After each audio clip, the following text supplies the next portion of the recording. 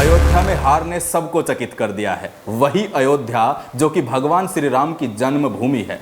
जिस प्रकार से अयोध्यावासी चाहते थे कि राम वनवास से लौटे, उसी प्रकार अयोध्या वासियों के साथ साथ पूरे विश्वव्यापी हिंदू चाहते थे कि राम मंदिर बने। लेकिन बीजेपी से लेकर विश्व हिंदू परिषद और भी न जाने कितने ही दल और नेताओं ने हिंदुओं के आराध्य भगवान श्री राम का मंदिर बनवाने के लिए अपनी जान तक देकर प्रयास किया।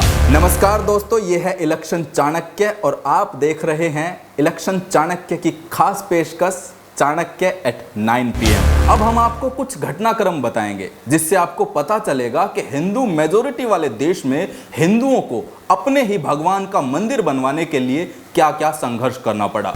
जो समाजवादी पार्टी अयोध्या के साथ साथ पूरे उत्तर प्रदेश में राम मंदिर बनने के ठीक बाद 3 सीट से 37 सीट्स पर आ गई। इसके उलट बीजेपी पूरे उत्तर प्रदेश के साथ साथ अयोध्या तक में हार गई।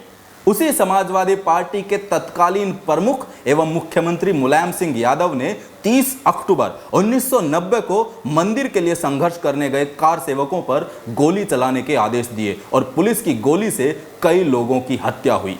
1 नवंबर को मृतकों का अंतिम संस्कार होता है और 2 नवंबर 1990 को फिर पुलिस ने गोलीबारी की, फिर कई लोगों की मौत हुई। यह कहानी कोई आम कहानी नहीं, बल्कि इतिहास में दर्ज वो कहानी है जिसने सबसे ज्यादा समय तक विवादों का सामना किया, जिसे हम बाबरी मस्जिद या राम जन्मभूमि विवाद के नाम से जानते हैं। बाबर के कमांडर यानी सेनापति मीर बकी ने बाबर के आदेश के बाद 1528 में अयोध्या में राम मंदिर को तोड़ा था। इसके बाद वहां एक मस्जिद बनाई गई। मस्जिद का नाम रखा गया बाबरी मस्जिद। बात करें अगर 1838 की, इस साल पहली बार अयोध्या में सर्वे किया गया। सर्वे करने वाला अधिकारी ब्रिटिश था जिसका नाम था मोंटगोमरे मार्टिन। मार्टिन ने सर्वे के बाद बताया कि मस्जिद में जो पिलर मिले हैं वो हिंदू मंदिर से लिए गए हैं, जिसके चलते 1853 में पहली बार अयोध्या में दंगा होता है। इसके बाद 1857 में हनुमानगढ़ी के महंत ने मस्जिद के आंगन के पूर्वी हिस्से में एक चबूतरा बनाया। इसी चबूतरे को राम चबूतरा कहा गया और फिर साल 1859 में मजिस्ट्रेट के आदेश के बाद मस्जिद में एक दीवार खड़ी कर दी जाती है, जिसके भीतरी हिस्से में मुसलमानों को इबादत और बाहरी हिस्से में हिंदुओं को पूजा करने की अनुमति दी जाती है। इस मंदिर मस्जिद के विवाद के चलते साल 1934 में अयोध्या में सांप्रदायिक दंगे हुए। लोगों ने बाबरी मस्जिद के कुछ हिस्से को ढहा दिया। मस्जिद के टूटे हुए हिस्से को अंग्रेजों ने ठीक कराया और साल 1944 में वक्फ बोर्ड की तरफ से मस्जिद को सुन्नी प्रॉपर्टी घोषित कर दिया जाता है। सुन्नी प्रॉपर्टी इसलिए क्योंकि बाबर सुन्नी मुसलमान था। धीरे धीरे समय बीतता है और 1947 में अंग्रेजों से देश को आज़ादी मिलती है। बंटवारे का जख्म अभी ताज़ा था। हिंदू और मुसलमानों के बीच नफरत इस समय पक्के तौर पर थी। आज़ादी के बाद राम मंदिर की मांग जोर पकड़ती है। इस दौरान तत्कालीन प्रधानमंत्री जवाहरलाल नेहरू ने मुस्लिमों का पक्ष लेते हुए फैजाबाद के जिलाधिकारी के नायर को खत लिखा और मस्जिद से मूर्ति हटाने का आदेश दिया। के नायर इस आदेश को नकार देते हैं। नेहरू फिर एक खत लिखते हैं। यह चिट्ठी नायर के पास 27 दिसंबर 1949 को आती है। नेहरू लिखते हैं आदेश का पालन किया जाए और यथास्थिति बनाई जाए। इसके जवाब में नायर ने नेहरू को खत लिखकर सुझाव दिया, जिसमें उन्होंने कहा कि इस मामले को अदालत को दे दिया जाए। जब तक अदालत का फैसला नहीं आता तब तक मस्जिद में रखी गई मूर्ति के वहां एक जालीनुमा गेट लगा दिया जाए। नेहरू ने इस सुझाव को स्वीकार कर लिया। इसके बाद मामला कोर्ट पहुंचा। 29 दिसंबर 1949 को कोर्ट ने बाबरी मस्जिद को पहली बार विवादित स्थल घोषित किया। इसी के बाद से बाबरी मस्जिद के लिए विवादित ढांचा जैसे शब्दों का प्रयोग होने लगा। कोर्ट के आदेश के बाद मस्जिद के बाहर ताला लग गया। अब साल आ गया 1980 का। भाजपा जनसंघ से अलग हो गई थी। भाजपा ने खुलकर हिंदू संगठनों और राम मंदिर का समर्थन किया, जिससे हिंदू संगठन एक्टिव हो जाते हैं। मांग उठती है कि बाबरी मस्जिद के स्थान पर राम मंदिर का निर्माण किया जाए। इसके बाद साल 1984 में दिल्ली में धर्म संसद का आयोजन किया गया, जिसमें विश्व हिंदू परिषद VHP नेता अशोक सिंघल ने रथ यात्रा निकालने की बात कही, लेकिन इसके 6 महीने बाद ही इंदिरा गांधी की हत्या हो जाती है। रथ यात्रा को टाल दिया जाता है। इंदिरा की हत्या के बाद राजीव गांधी कमान संभालते हैं और प्रधानमंत्री बनते हैं। राजीव के लिए दो अहम चुनौतियां थी। पहली कि राम मंदिर के मुद्दे पर क्या रुख होना चाहिए, और दूसरी कि हिंदू संगठनों की लामबंदी पर कंट्रोल कैसे किया जाए। हालांकि इस समय देश में एक घटना घटती है जिसने मंदिर आंदोलन की आग में घी का काम किया। दरअसल इंदौर की रहने वाली शाह बानो के केस में राजीव गांधी ने मुस्लिम वोट बैंक को खुश करने के लिए सुप्रीम कोर्ट के फैसले को पलट दिया। राजीव गांधी ये जानते थे कि उन्हें इस फैसले को बैलेंस करना होगा। इसके बाद राजीव गांधी ने उस समय के यूपी के तत्कालीन मुख्यमंत्री वीर बहादुर सिंह पर दबाव डाला कि बाबरी मस्जिद के ताले को खोल दिया जाए। इसके कुछ ही दिन बाद 1986 में फैजाबाद की अदालत ने बाबरी मस्जिद के ताले को खोलने का आदेश दिया। ताला खुलने के बाद मुस्लिम पक्ष ने बाबरी मस्जिद एक्शन कमेटी बनाई। वहीं अब देश भर में रामशिलाओं की पूजा और उन्हें अयोध्या में ले जाने की बारी थी। फिर राजीव पर भूमि पूजन के लिए दबाव बनने लगा। वो कंफ्यूजन में थे, लेकिन एक बार फिर उन्होंने अपने हिंदू वोट बैंक को बचाने का फैसला लिया। ऐसा कहा जाता है कि राजीव इस समस्या के हल के लिए देवराहा बाबा के पास पहुंचे। देवराहा बाबा ने उनसे कहा कि मंदिर बनना जरूरी है, इसलिए शिलान्यास हो जाने दो बच्चा। शिलान्यास का वक्त 9 नवंबर 1989 तय किया गया, जिसके लिए देश भर में रामशिलाओं की पूजा शुरू हो गई, जिससे सांप्रदायिक तनाव बढ़ा। कई जगहों पर दंगे भी हुए, सैकड़ों लोग मारे गए। 25 सितंबर 1990 से लाल कृष्ण आडवाणी ने सोमनाथ से अयोध्या के लिए एक रथ यात्रा निकाली, जिसके प्रभारी गुजरात के नरेंद्र मोदी थे। देश भर में यह शिलान्यास की खबर आग की तरह फैल गई, जिसके चलते 30 अक्टूबर 1990 तक देश भर से भारी संख्या में कार सेवक अयोध्या पहुंचते हैं। यह देखकर मुख्यमंत्री मुलायम सिंह यादव ने 30 अक्टूबर 1990 को मंदिर के लिए संघर्ष करने गए कार सेवकों पर गोली चलाने के आदेश दिए और पुलिस ने आदेश का पालन करते हुए कार सेवकों पर फायरिंग शुरू कर दी, जिससे कई लोगों की हत्या हुई।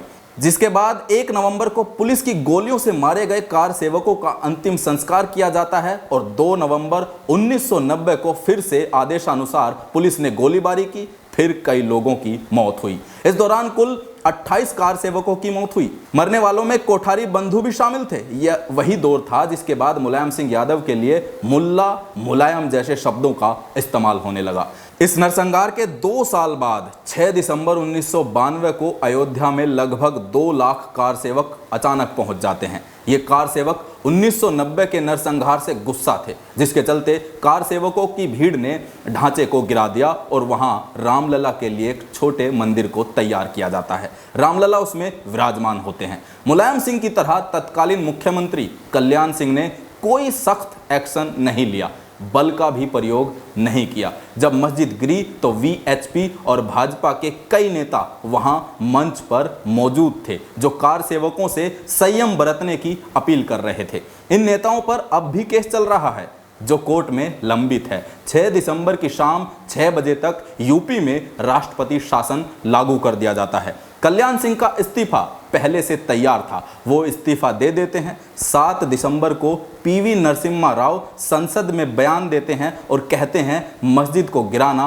बर्बर कार्य था। कल्याण सिंह ने कहा कि ढांचा गिरने का मुझे कोई अफसोस नहीं है।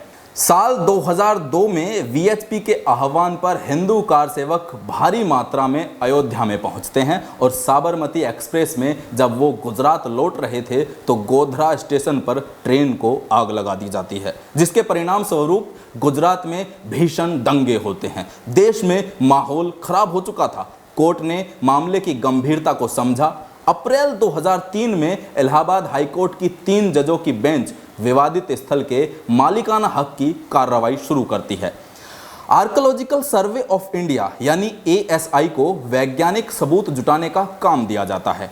एएसआई विवादित स्थान पर खुदाई करती है। खुदाई 6 महीने तक चलती है। अगस्त 2003 में एएसआई रिपोर्ट पेश करती है। रिपोर्ट में एएसआई ने बताया कि खुदाई में 10वीं-12वीं सेंचुरी के बीच के वैज्ञानिक सबूत मिले हैं। पिलर, ईंटें, शिलालेख और अन्य चीज़ें मिली हैं, जिससे यह सिद्ध हो जाता है कि रामलला का मंदिर तोड़कर मस्जिद बनाई गई थी। साल 2014 में केंद्र में बीजेपी की मोदी सरकार आती है। जून 2019 को मोदी दूसरी बार प्रधानमंत्री बनते हैं। 9 नवंबर 2019 को ऐतिहासिक फैसला आया। इस फैसले ने राम मंदिर के 492 साल पुराने संघर्ष पर विराम लगा दिया। बेंच ने सर्वसम्मति से फैसला लिया और एएसआई की साइंटिफिक रिपोर्ट का हवाला दिया तथा 2.77 एकड़ की पूरी जमीन जो विवादित थी वो रामलला विराजमान को दे दी गई। अब बात वहीं से शुरू करते हैं कि इतना सब कुछ करने के बाद 2024 में बीजेपी उसी अयोध्या में क्यों हारी। सोशल मीडिया हो या टीवी चैनल, सब जगह यही मुद्दा तूल पकड़ा हुआ है। जिस बीजेपी और उसके सहयोगी दलों के कार्यकर्ताओं ने अयोध्या में राम मंदिर बनवाने में अपनी जान और उम्रें न्योछावर कर दी और राम मंदिर की वजह से जहां इंटरनेशनल स्तर का विकास भी हुआ, उस अयोध्या से बीजेपी क्यों हार गई। इसलिए हमारे चैनल इलेक्शन चाणक्य ने भी तय किया कि इस मुद्दे की बारीकी से जांच की जाए कि आखिर क्या वजह रही जिसकी वजह से बीजेपी अयोध्या में हार गई। तो चलिए शुरू करते हैं। बीजेपी अयोध्या में हार जाएगी, दरअसल ये कोई सोच भी नहीं सकता था। जिस राम मंदिर के भरोसे बीजेपी लोकसभा चुनाव की वैतरणी बहुत बड़े बहुमत के साथ पार कर सकती थी, वो फैजाबाद की सीट ही हार गई। इलेक्शन चाणक्य की टीम ने जब अयोध्या वासियों से बात की तो कई चौंकाने वाली बातें सामने आई। अयोध्या की हार का पहला सबसे बड़ा कारण खुद लल्लू सिंह है। वो इतने अति आत्मविश्वास से भरे थे कि चुनाव प्रचार करने एक भी दिन घर से ही नहीं निकले। उन्हें लगा कि मोदी योगी खुद अयोध्या रोज आकर चक्कर लगा रहे हैं, पूरी दुनिया में राम मंदिर की धूम है, उन्हें कौन हरा सकता है। इतना भव्य राम मंदिर बन गया, अयोध्या वासियों को और क्या चाहिए। सो उन्होंने लोकल कनेक्ट एकदम खत्म कर दिया। हार का दूसरा कारण है लल्लू सिंह का संविधान बदलने का मूर्खतापूर्ण बयान। उन्होंने कहा था कि इस बार भाजपा अगर 400 पार कर गई तो संविधान बदल देगी।